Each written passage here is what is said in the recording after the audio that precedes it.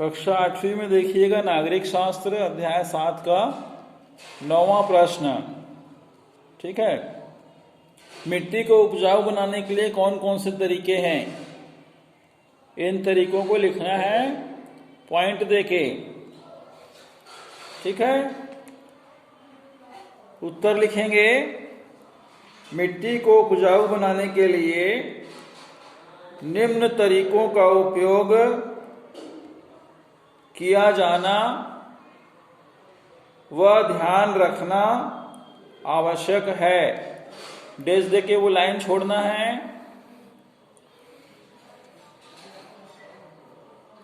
पहला पॉइंट लिखना है जैविक खादों का अधिक से अधिक उपयोग करना चाहिए। जैविक खाद का अधिक से अधिक उपयोग करना चाहिए, पूर्ण विराम। दूसरा पॉइंट लिखेंगे फसल चक्र को अपनाया जाना चाहिए, पूर्ण विराम। तीसरा पॉइंट देके लिखेंगे वृक्षारोपण अत्यधिक मात्रा में किया जाना जरूरी है। चौथा पॉइंट रासायनिक खादों व कीटनाशकों का उपयोग विवेकपूर्ण करना चाहिए।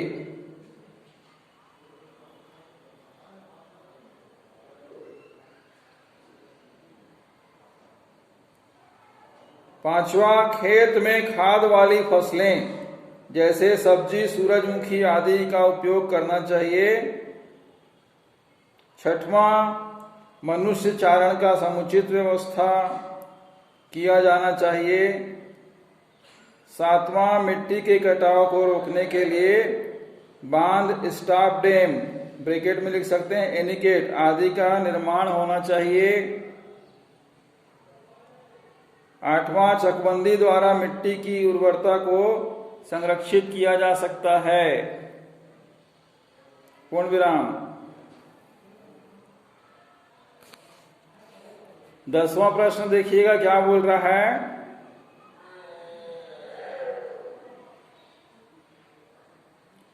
उन्नत बीज और देसी बीज के उपयोग से क्या क्या फायदे और नुकसान हैं।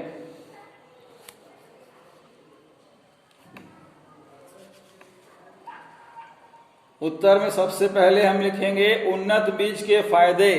फायदे मतलब होता है लाभ।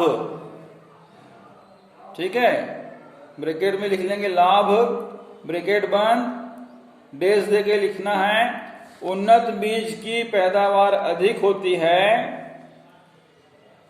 और ये कम समय में पक जाते हैं, अतः दोबारा फसल भी ली जा सकती है, पूर्ण विराम। उन्नत बीज से प्राप्त पौधे छोटे कद के होते हैं, अतः वे गिरते नहीं हैं, जिसके कारण अनाज का उत्पादन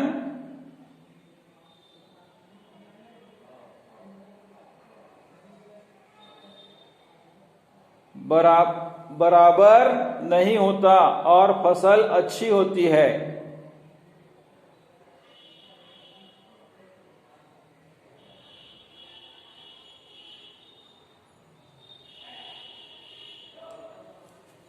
इसमें लिखिएगा बराबर, जो शब्द लिखा है उसकी जगह मैंने बर्बाद लिखिएगा, जिसके कारण अनाज बर्बाद नहीं होता और फसल अच्छी होती है। ठीक है, पूर्ण विराम। अब इस उन्नत बीज में हानि किस प्रकार की है, नुकसान, उसके बारे में लिखेंगे। तो हानि लिखिएगा उन्नत बीजों में देसी बीजों की तुलना में कीड़ों का आक्रमण ज्यादा होता है, पूर्ण विराम। इसमें रासायनिक खाद पर्याप्त मात्रा में डालना पड़ता है, जिससे अधिक खर्च होता है, पूर्ण विराम। देसी बीजों की तुलना में इसे सिंचाई की आवश्यकता अधिक होती है। पूर्ण विराम। ऊंचाई कम होने के कारण इसकी कटाई में मुश्किलें आती हैं तथा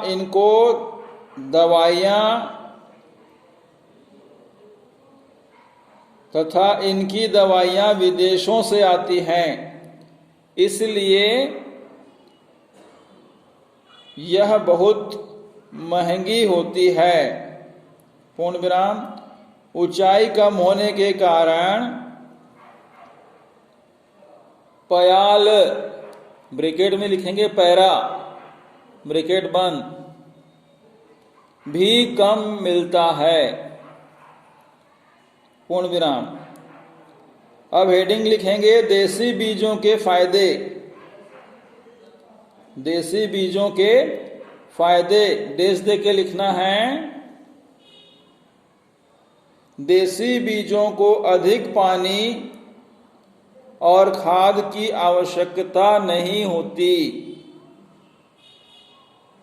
पूर्ण विराम। इसमें उन्नत बीजों की तुलना में बीमारियां भी कम लगती हैं। पूर्ण विराम। इसका उत्पादन जैविक खादों द्वारा किया जाता है,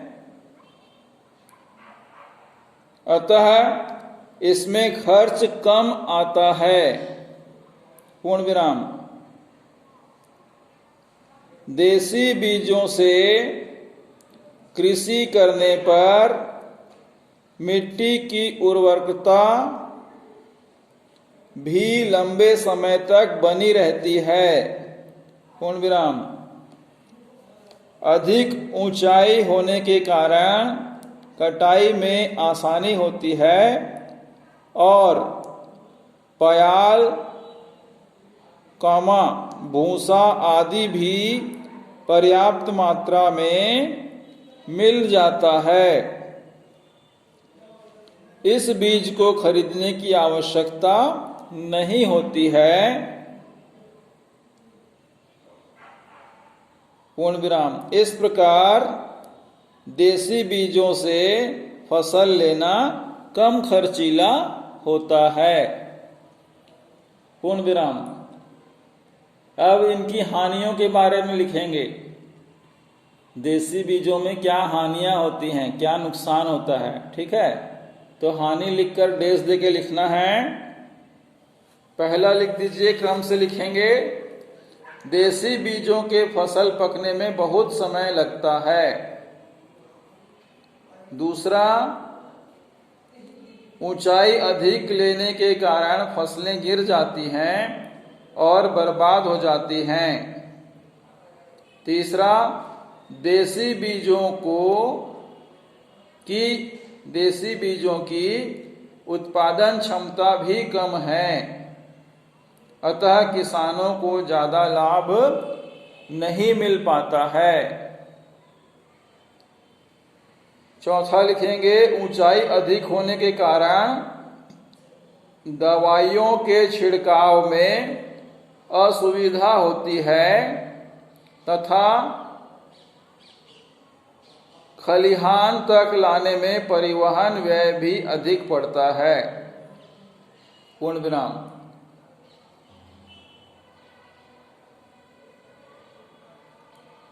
ठीक है, इस प्रकार से आपका 10वां, 9वां और 10वां प्रश्न का उत्तर कंप्लीट होता है। ठीक, 11वां प्रश्न देखिए क्या बोल रहा है। आपकी दैनिक आवश्यकता को पूरा करने के लिए आपके परिवार में रुपया कहाँ से आता है। तो इसको आप स्वयं घर में लिख सकते हैं। ज़्यादा विशेष महत्वपूर्ण प्रश्न नहीं है। आपके माता पिता जो आपकी आवश्यकताओं की पूर्ति करते हैं, उनका पैसा परिवार में रुपया कहाँ से आता है, आपके माता पिता क्या काम करते हैं, तो आपके घर में सामान, राशन वगैरह आता है, उसके बारे में आपको इस प्रश्न के उत्तर में स्वयं लिखना है। ठीक है, तो सबका उत्तर थोड़ा अलग अलग होगा, है ना।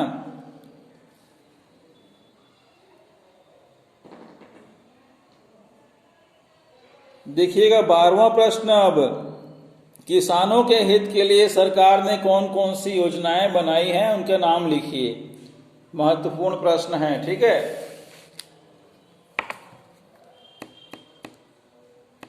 तो हमें उत्तर इसका इस प्रकार से लिखना है, हरित क्रांति के अंतर्गत निम्नलिखित योजनाएं सरकार द्वारा बनाई गई हैं। डेज दे के वो लाइन छोड़नी है। पहला लिखना है, अधिक उपज देने वाले उन्नतशील बीज का उपयोग, कॉमा, दूसरा सिंचाई के लिए मोटर, कॉमा करके पंप, बिजली, डीजल का प्रबंध, तीसरा रासायनिक खाद उपलब्ध कराना, चौथा कृषि कार्यों के लिए मशीन का उपयोग, पांचवा कीटनाशक दवाओं का उपयोग, छठवां सोसाइटी एवं बैंक से पूंजी की व्यवस्था करवाना, सातवां कृषि उत्पादनों के लिए मंडी तथा भंडारण की व्यवस्था करना, पूर्ण विराम। ठीक है, इस प्रकार से आपका यह अध्याय कंप्लीट होता है। आगे हम इतिहास को पढ़ेंगे अगले दिन, पाठ भी आपको बता देंगे। इतिहास में पाठ देखना है आपको, कहाँ पर हम छोड़े थे।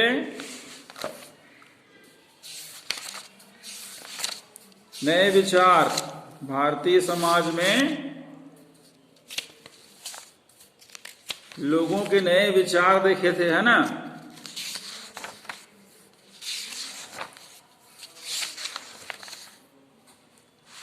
अगले दिन हम देखेंगे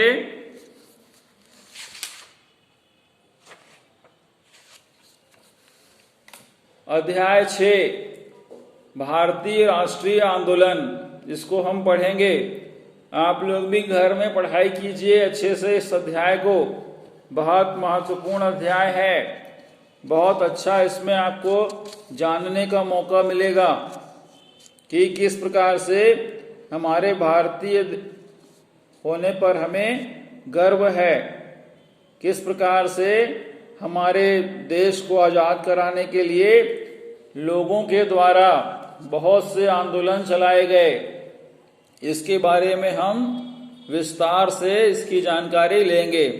ठीक है, तो आप इस पाठ को पढ़िएगा घर पर और अपना ध्यान रखिएगा। धन्यवाद।